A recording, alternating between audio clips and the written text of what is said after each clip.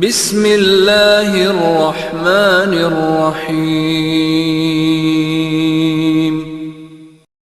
بھلا مجھے یہ تو بتاؤ، نماز اتنی ضروری ہے، گھر کے کام کاج چھوڑ کر نماز پہلے پڑھی جاتی ہے، نماز ہو گئی یہاں پر؟ فرمانی صاحبہ، مجھے تعجب ہے کہ آپ ایک مسلمان خاتون ہو کر ایسی باتیں کر رہی ہیں۔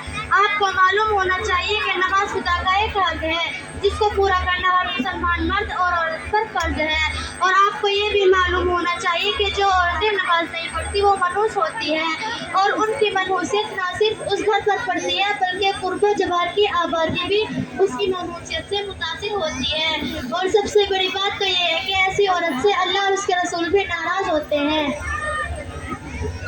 ارے بیٹی، تو نے تو میری آنکھیں ہی کھول دی، اب تک تو میں اندھیرے میں تھی اور نماز سے غافل تھی۔ انشاءاللہ کو میں نماز نہیں چھوڑوں گی، مگر بیٹی مجھے یہ تو بتاؤ، عورتوں کو ماہواری بھی آتی ہے، کیا اس حالت میں عورتیں نماز پڑھیں گی؟ پیچھے بیٹھ جاؤ، جاؤ کرسیوں پہ۔ نماز تو معاف رکھتا ہے، لیکن بچے کی پیدائش کے بعد جو ناپاکی آتی ہے جب تک وہ آتی رہتی ہے، ایسی حالت میں بھی عورتوں کو نماز کو معاف رکھا ہے، لیکن ماہواری اور بچے کی پیدائش کے بعد باقی رہنے والے ناپاکی سے روزے معاف نہیں ہیں۔ آنٹی ان لوگوں کو آنا۔ ارے بیٹی، تیرا بہت بہت شکریہ، تم نے بہت کام کی باتیں بتائی، آج سے میں کبھی انشاءاللہ نماز نہیں چھوڑوں گی۔ السلام علیکم ورحمۃ اللہ وبرکاتہ۔ وعلیکم السلام ورحمۃ اللہ وبرکاتہ۔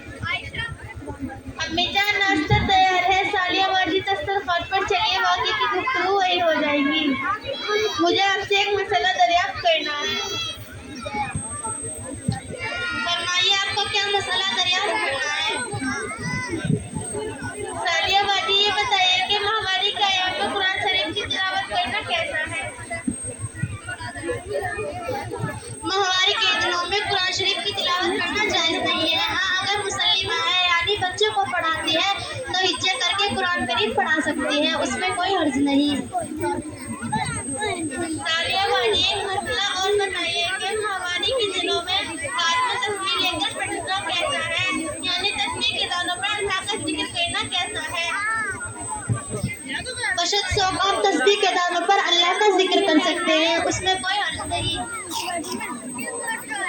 اچھا، مجھے بہت دیر ہو گئی،